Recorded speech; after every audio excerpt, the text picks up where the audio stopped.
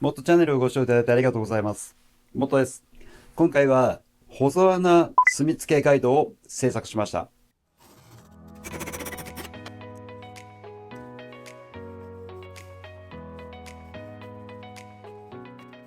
保沢穴の住み付けで、一つや二つぐらいであれば、そのまま住み付けすればいいんですけど、同じサイズの住み付けを、今回は、片面に4箇所、両面で8箇所、それの4本住み付けする、そういう制作をすることになりました。途中でずれたりして、表と裏で合わなかったりすることもあります。そういったことを解消するための簡単住み付けガイドです。このガイド、使い方は至ってシンプルで、先に小穴の大きさをカットして、住み付けしたいところのスタートラインを引いておけば、どこでも住み付けが可能です。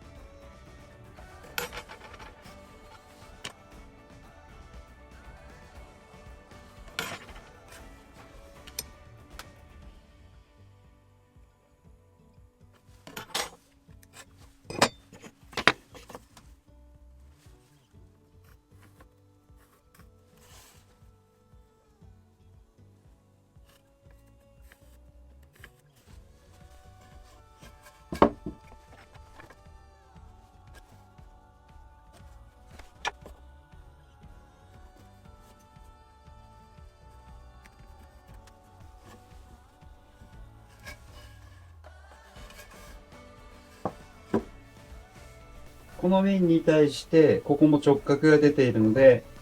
これで裏側に書くときの目安線を引くことも可能です。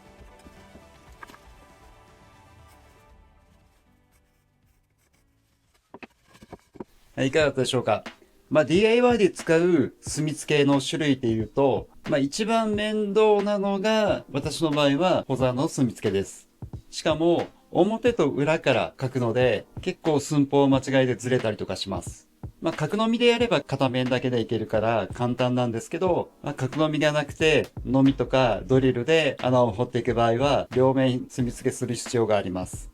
今回のガイドであれば、毎回違うサイズであっても、台紙を作って貼り付けて、それをガイドとするので、汎用性は高いのかなと思います。よろしかったら参考にしてみてください。それでは次回の動画でお会いしましょう。